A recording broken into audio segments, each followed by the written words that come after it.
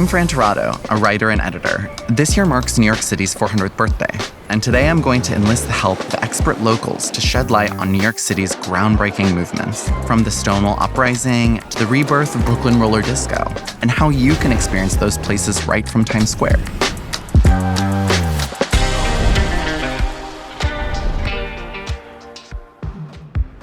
In 1969, the Stonewall Uprising took place outside the Stonewall Inn in Manhattan's West Village. That moment sparked the worldwide pride movement that lives on today. And it's a cause that's close to my heart. In 2020, I co-organized Brooklyn Liberation, the largest trans rights protest in New York City's history. I'm headed downtown to see how foundational LGBTQ+ history can still be felt in the West Village. Welcome to Gay Street. This is now one of the gayest neighborhoods, I would say, in the country, if not the world. This was known as the historic gay neighborhood or gayborhood, especially in the 1960s and 70s. Cyndi Lauper, gay icon, Girls Just Want to Have Fun.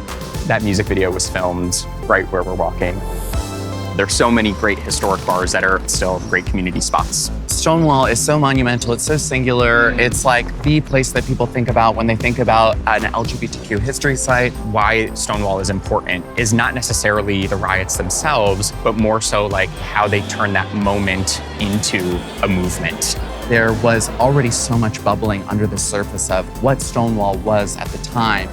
The civil rights movement was happening. There was anti-war movement, liberation and hippie movements, also a second wave of feminism. Queer folks were part of these other movements, but didn't necessarily have their own. The impetus of that really came with the Stonewall Uprising. Why is New York City the epicenter for so many different kinds of cultural movements or civil rights movements? New York specifically gives people that permission to feel comfortable, to feel in community with each other, to come out or just live a life that feels more aligned and authentic. The mission of Christopher Street Tours is to share stories and uplift voices from those that paved the way before us. There's just a certain energy and magic about it. If downtown helped launch one revolution, uptown cultivated another. In the early 20th century, Harlem became a global beacon for the Black civil rights movement, and that spirit still pulses through the streets today. We are in the cultural capital of Black America. We're here at the legendary Apollo Theater. It's really a who's who of the Harlem Renaissance. Everyone from Ellen Fitzgerald to Lena Horne to Louis Armstrong. But this was the first time where African Americans were able to define themselves on a national and eventually international stage through literature, through dance, through song. I feel there are so many different remnants of what the Harlem Renaissance did that have impacted today. African American music is the basis of so much of American music. So we're walking down the original Harlem Walk of Fame, and so there are plaques all along here. So here you see there's a plaque to Arturo Schomburg, Marcus Garvey. James Baldwin's one of the greatest writers that ever lived. He really captured the voice of a generation. Not everybody was going to go to a march, not everybody was going to be involved in some civil disobedience action, but everyone could read through his lens what was going on in the civil rights movement. So much of the social movements that have happened in the city have to do with the efforts of a small group of people that had a vision, and we're still benefiting from that vision today. By the 1970s, a different kind of revolution was unfolding in New York City. Graffiti was part of a cultural movement that gave voice to artists with something to say and nowhere else to say it. Today, it's an embraced global art form, but its roots, right here in the 5 boroughs.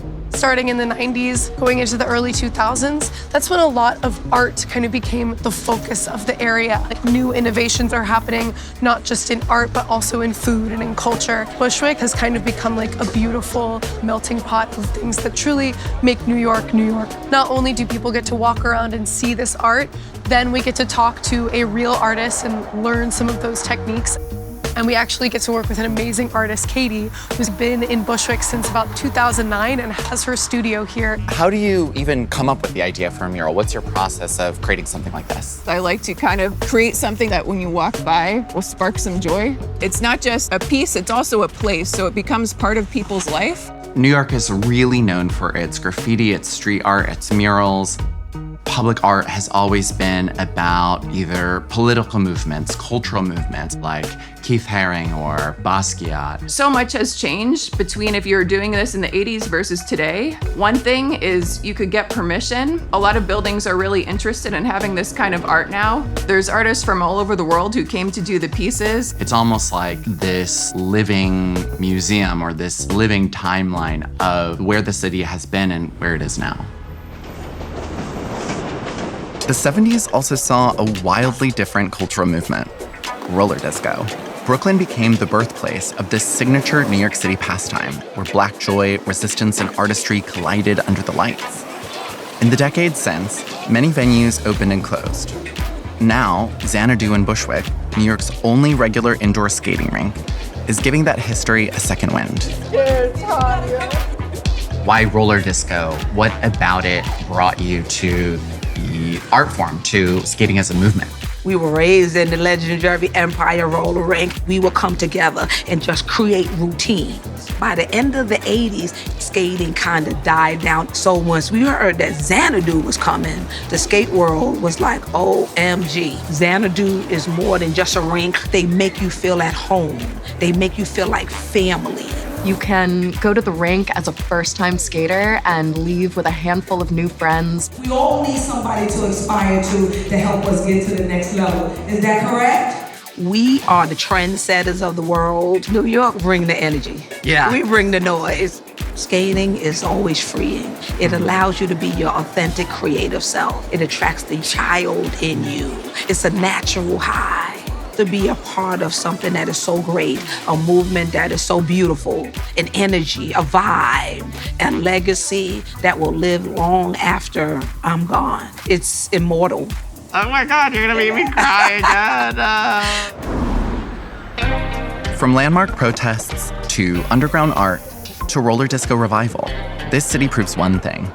The movements that start here don't stay here. New York City gives them the power and the momentum to inspire the world.